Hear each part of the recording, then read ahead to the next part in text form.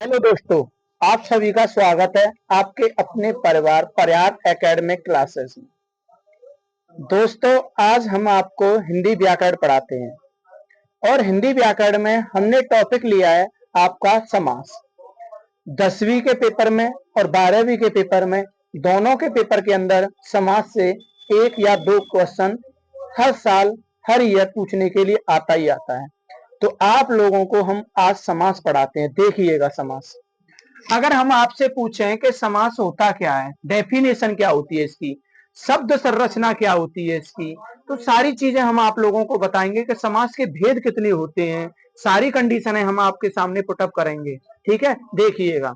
तो अगर हम समास की शब्द संरचना की बात करें कि शब्द संरचना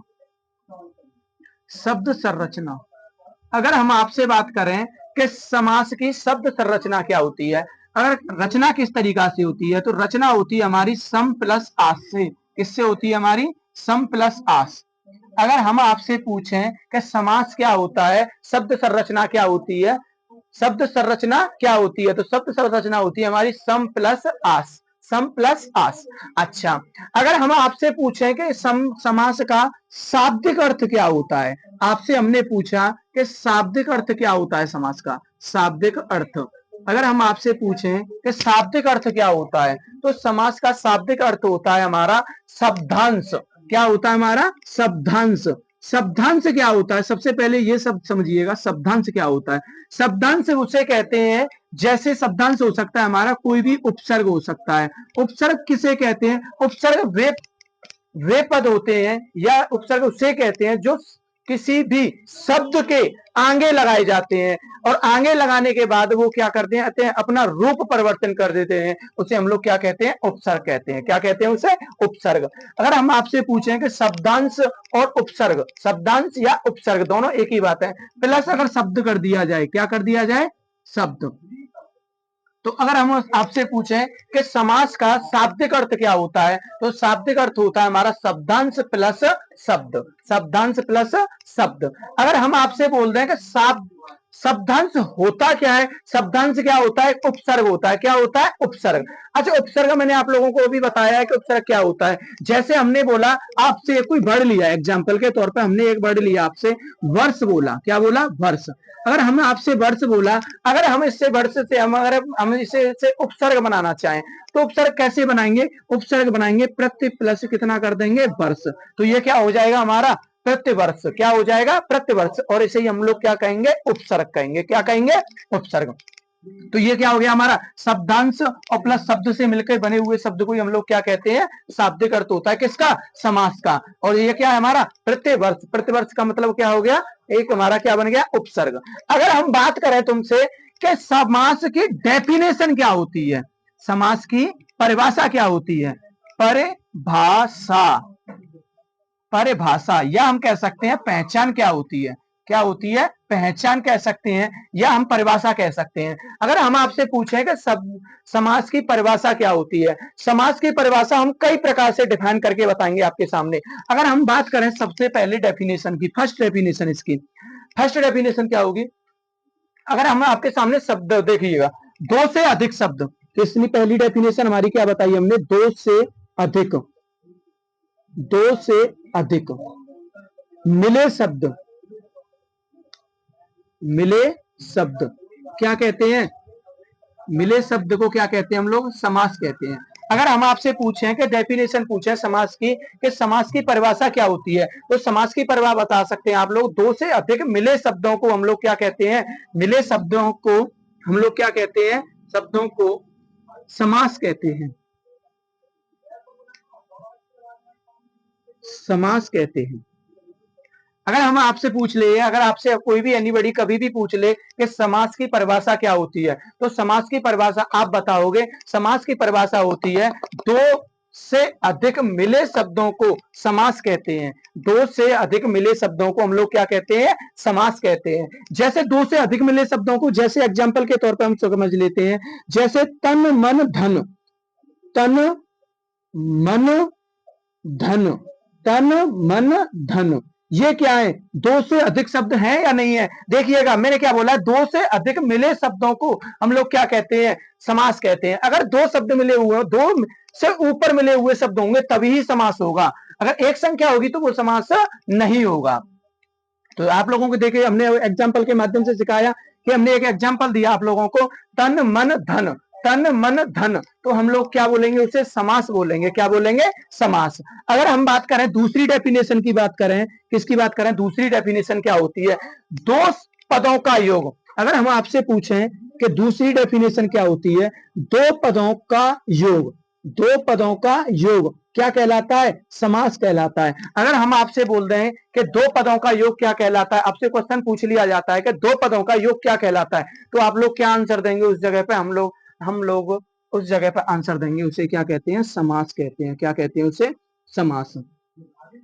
अच्छा, जैसे एग्जाम्पल के तौर पर हम आप लोगों को बता देते हैं, एग्जाम्पल के तौर पर इसे जैसे आप लोगों ने देखा होगा चिड़ियाघर, क्या देखा होगा, चिड़ियाघर। चिड़ियाघर देखिएगा दो पदों से, दो पदों के योग से बन के बना हुआ है। देखिए चिड़िया अलग होता है, घर अलग होता है, चिड़िया अलग होता है, घर अलग होता है। जिस जगह पे चिड़िया रहती है उसे हम लोग क्या कहेंगे, घर कहेंगे, चिड़िया घर। देखिएगा घर क्या होता है और चिड़िया क्या होती है, ये आप लोग जानते ही होंगे। ठीक है, इतना आप लोगों ने समझ चुके होंगे। ठीक है, तो आप लोग, हम थोड़ी देर के लिए साइड आते हैं, तो आप लोग इतनी देर में स्क्रीनशॉट ले लीजिएगा। चलिएगा दोस्तों, चलिएगा दोस्तों, अब उसके बाद हमने आप लोगों को दो डेफिनेशन बता चुके हैं समास की। अगर अगली डेफिनेशन की बात करें, तीसरी डेफिनेशन क्या होती है, कि समास की तीसरी डेफिनेशन क्या होती है, अगर कहीं भी शब्द प्लस शब्द मिल जाए, क्या मिल जाए, शब्द प्लस शब्द मिल जाए, तब भी वहां पर क्या होता है, हमारा समास होता है। जैसे हम लोगों ने देखा होगा, आप लोगों ने देखा होगा, जैसे माता पिता, माता पिता, ये क्या है, ये भी एक दूसरे के क्या है, समास है। ये भी अगर क्या डेफिनेशन पूछे तो समास के की क्या डेफिनेशन है, तीसरी डेफिनेशन क्या होती है, शब्द प्लस शब्द। जहां दो शब्द आपस में मिलेंगे तो उस जगह पर भी क्या होगा, समास होगा। क्या होगा, समास। यहां तक आप लोगों के समझ में आ चुका होगा। चलिएगा आगे देखते हैं। अगर हम बात करें, आगे की बात करें, तो समास के भेद कितने होते हैं, ये क्वेश्चन आपके क्या कहते हैं, बोर्ड के एग्जाम में बहुविकल्पी में पूछने के लिए आ सकता है कि समास के भेद कितने होते हैं। तो चलिएगा हम आपके सामने समास के भेद बता देते हैं। अगला पॉइंट लेते हैं, समास के भेद। समास के भेद, समास के भेद। अगर समास के भेद की बात करें तो समास के भेद कितने होते हैं, 6 होते हैं। कितने होते हैं समास के भेद, 6। अगर आपसे पूछ लिया जाए, कभी भी पूछ लिया जाए कि समास कितने प्रकार का होता है या समास के भेद कितने होते हैं, तो आप लोग क्या राइट आंसर दोगे अपना, 6। क्या दोगे, 6। अच्छा, अगर समास के, अगर हम आप बात करें आपसे कि समास के 6 भेद होते क्या क्या है, तो आप लोग नाम नोट कर लीजिएगा और हम एक एक से पूरा का पूरा देखिएगा। सबसे पहले नंबर का होता है समास हमारा अव्ययी भाव समास। क्या होता है, अव्ययी भाव समास। हमारा दूसरा होता है द्वंद्व समास। क्या होता है, द्वंद्व समास। फिर उसके बाद तीसरा होता है हमारा दीर्घ समास। उसके बाद होता है कर्मधारय समास। उसके बाद हमारा होता है बहुब्रीहि समास। और उसके बाद छठवां होता है हमारा तत्पुरुष समास। तो चलिएगा सबसे पहले नंबर का समास ले लेते हैं, अव्ययी भाव समास। क्या ले लेते हैं, अव्ययी भाव समास। चलिएगा नोट करिएगा। फर्स्ट समास हमने ले लिया अव्ययी भाव, अव्ययी भाव समास। चलिएगा अव्ययी भाव समास हम आप लोगों के सामने डिफाइन करते हैं कि अव्ययी भाव समास होता क्या है। समझिएगा ध्यान पूर्वक, अव्ययी भाव समास क्या होता है। आप लोगों ने आज तक ऐसी डेफिनेशन कभी भी कहीं भी नहीं देखी होगी जिस तरीका से हम आप लोगों के सामने अव्ययी भाव समास को डिफाइन करेंगे। देखिएगा अव्ययी भाव समास क्या होता है। अव्ययी भाव समास होता है, इसमें क्या होता है, पहला पद क्या होता है, इसमें पहला पद क्या होता है, इसमें प्रधान होता है। पहला पद प्रधान होता है। क्या होता है, इसमें पहला पद प्रधान होता है। अगर आपसे पूछ लिया जाए कि अव्ययी भाव समास क्या की डेफिनेशन क्या होती है, तो जिस पद का पहला पद प्रधान हो उसे हम लोग क्या कहेंगे, अव्ययी भाव समास कहेंगे। क्या कहेंगे उसे, अव्ययी भाव समास। अगर आपसे पूछ लिया जाए कि अव्ययी भाव समास की डेफिनेशन क्या है, तो आप लोग क्या बताएंगे, पहला पद प्रधान होता है। इसमें क्या होता है, इसमें पहला पद क्या होता है, इसमें प्रधान होता है। अगर हम बात करें आगे की बात करें, अगर आगे की बात करें तो हम इसमें कभी भी जब हम इसे पहचानेंगे कैसे कि ये समास हमारा कौन सा है, तो इसकी पहचान के तौर पे हम बता देते हैं आप लोगों को। नंबर पहचान ये पहचान कह सकते हैं, या कह सकते हैं शॉर्ट ट्रिक, या कह सकते हैं direct method. Direct method, short trick कह सकते हैं या कह सकते हैं डायरेक्ट मेथड। कभी भी किसी भी डेफिनेशन याद करने की कोई भी जरूरत नहीं पड़ेगी, डायरेक्ट शॉर्ट ट्रिक को देखिएगा, आंसर लीजिएगा। चलो देखिएगा, सबसे पहले देखते हैं कि जब भी हम अव्ययी समास की बात करेंगे तो इसका प्रथम पद क्या होगा। इसका प्रथम पद, इसका प्रथम पद, इसका प्रथम पद, या तो इसका प्रथम पद उपसर्ग होगा, क्या होगा, उपसर्ग होगा, या निपात होगा, या निपात होगा, या कह सकते हैं हम अव्यय होगा। अगर हम देखें कि इसका प्रथम पद क्या होगा, या तो कोई उपसर्ग होगा, क्या होगा, उपसर्ग होगा, या कोई निपात होगा, या फिर कोई अव्यय होगा। पहली पहचानने की ट्रिक क्या होती है, सबसे पहले देखिएगा कि क्या दे रखा है, क्या दे रखा है। तो सबसे पहले जो भी वर्ड दिया है कि उसका पूछ रहा है कि ये कौन सा वो है, क्या है, समास है। तो सबसे पहले देखिएगा, पहले नंबर की ट्रिक देखिएगा अव्ययी भाव समास के अंदर कि मैंने क्या बोला आपसे, इसका प्रथम पद क्या होगा, कोई उपसर्ग होगा या निपात होगा या फिर क्या होगा, इसका अव्यय होगा। चलिएगा, उपसर्ग में हम जैसे एग्जांपल बता देते हैं आप लोगों को। उपसर्ग में कोई भी हो सकता है, एनीबॉडी देख लीजिएगा, या हम कह सकते हैं आजन्म। आजन्म ये क्या है, एक उपसर्ग है। क्या है ये, एक उपसर्ग है। हम एनीबॉडी नीचे भी लेके आ सकते हैं, प्रतिवर्ग, प्रतिवर्ष, ये भी क्या एक उपसर्ग है। ठीक है, अगर निपात की बात करें तो निपात क्या होता है, निपात हमारा हो सकता है, हम एग्जांपल के तौर पर लिख सकते हैं यथाशक्ति। यथाशक्ति ये हमारा क्या है, एक निपात है। क्या है, एक निपात है। अगर अव्यय की बात करें, किसकी बात करें, अव्यय की, तो अव्यय में क्या होगा, आज तक। आज तक। अगर हमने पूछा आपसे कि निपात, अगर हमने पूछा आपसे उपसर्ग क्या होगा, आजन्म, निपात क्या होगा, यथाशक्ति, अव्यय क्या होगा, आज तक। अगर आप लोगों को कहीं भी दिख जाए कि अगर हमें पहचानने की ट्रिक में पहली देखें कि जिसका प्रथम पद क्या होगा, उपसर्ग हो सकता है, निपात हो सकता है, या कोई अव्यय हो सकता है। दूसरी ट्रिक क्या है हमारी, पहली ट्रिक तो हमारी कंप्लीट हो चुकी है। इसका प्रथम पद क्या होगा, उपसर्ग होगा, निपात होगा। आप लोग ट्राई कर लीजिएगा। और अगर आप लोगों से फिर भी अगर अव्यय समास में पहचानने में दिक्कत आ रही है तो हमें आप लोग कमेंट के माध्यम से जरूर बताइएगा कि हमें अव्ययी भाव समास में पहचानने में फिर भी दिक्कत आ रही है। चलिएगा, अगली तीसरी दूसरी डेफिनेशन देखते हैं, शब्दों की, शब्दों की आवृत्ति। आवृत्ति समझ रहे हो, आवृत्ति का मतलब हो गया एक के बाद एक, जैसा दिया हुआ वैसा ही दोबारा से आ जाना, उसे के लोग हम क्या कहेंगे, आवृत्ति कहेंगे। बिना योजक चिन्ह के, बिना योजक चिन्ह के, या कह सकते हैं कोई बिना किसी हाइपन चिन्ह के, बिना योजक, बिना योजक चिन्ह के। अगर हम आपसे पूछें कि शब्दों की आवृत्ति कैसी होनी चाहिए, बिना योजक चिन्ह की होनी चाहिए। कैसी होनी चाहिए, बिना योजक चिन्हों की। विकारी शब्दों, यहाँ पे विकारी शब्दों लिख लीजिएगा आप लोग। दूसरी डेफिनेशन में क्या लिख लीजिएगा, विकारी शब्दों। ठीक है, शब्दों की आवृत्ति की बिना योजक चिन्ह भी लिख सकते हो आप लोग, विकारी शब्द भी लिख सकते हो। ठीक है, दूसरी डेफिनेशन में। अच्छा, विकारी शब्दों की आवृत्ति बिना योजक चिन्ह की होनी चाहिए। जैसे एग्जाम्पल हमने आप लोगों ने देखा होगा, एग्जाम्पल देखे होंगे, जैसे आपने देखे होंगे दिनों दिन, क्या देखे होंगे, दिनों दिन, दिनों दिन, रातों रातों, रातों रातों, रातों रातों, दिनों दिनों।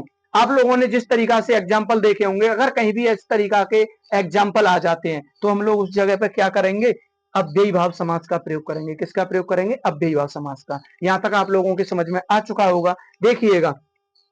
चलिएगा, आप लोग इतना यहां तक आप लोग स्क्रीनशॉट ले लीजिएगा। चलिए दोस्तों, तीसरी डेफिनेशन देखते हैं। अभी हमने आप लोगों को एग्जाम्पल बताए थे, रातों रात, दिनों दिनों, रातों रातों हो गया है, या रातों रातों कर लीजिएगा, रातों रात कर लीजिएगा, कुछ भी कर लीजिएगा। अच्छा, तीसरी डेफिनेशन की बात करते हैं पहचानने की, अविकारी शब्द। तीसरी डेफिनेशन की बात करते हैं, अविकारी शब्द। अविकारी शब्द, अविकारी शब्द, अविकारी शब्द की आवृत्ति, की आवृत्ति योजक चिन्ह के साथ हो, योजक चिन्ह के साथ हो।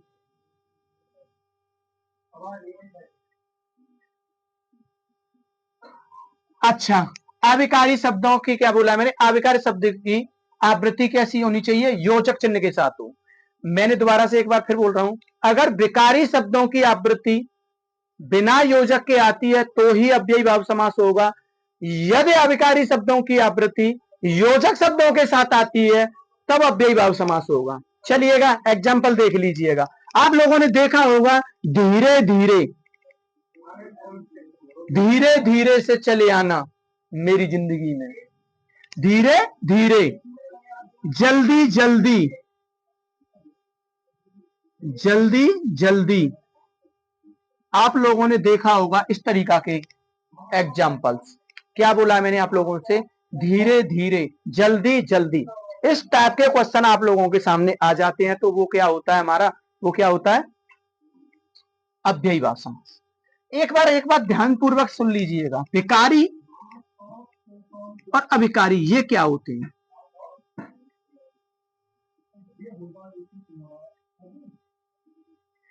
विकारी शब्द वे शब्द होते हैं जिनका रूप परिवर्तन हो जाए, क्या हो जाए, जिनका क्या हो जाए, रूप परिवर्तन हो जाए, उसे हम लोग क्या कहेंगे, विकारी शब्द कहेंगे। विकारी शब्द में कौन कौन से शब्द आ सकते हैं, संज्ञा, सर्वनाम, क्रिया, विशेषण, ये क्या होते हैं हमारे, क्या होते हैं, विकारी शब्द होते हैं। क्या होते हैं, विकारी शब्द। और अविकारी शब्द क्या होते हैं, अविकारी शब्द वे शब्द होते हैं जिनका क्या हो, कभी भी कोई भी रूप परिवर्तन ना हो, वो क्या होते हैं, अविकारी। ठीक है, ठीक है दोस्तों। अच्छा, आगे इससे हम लोग आप लोगों को कल पढ़ाते हैं। ठीक है, आप लोगों को अगर हमारा कंटेंट अच्छा लगता है तो वीडियो को ज्यादा से ज्यादा एक दूसरे के पास में फेंको, फेंको मतलब समझ रहे हो, शेयर करो। Thank you so much.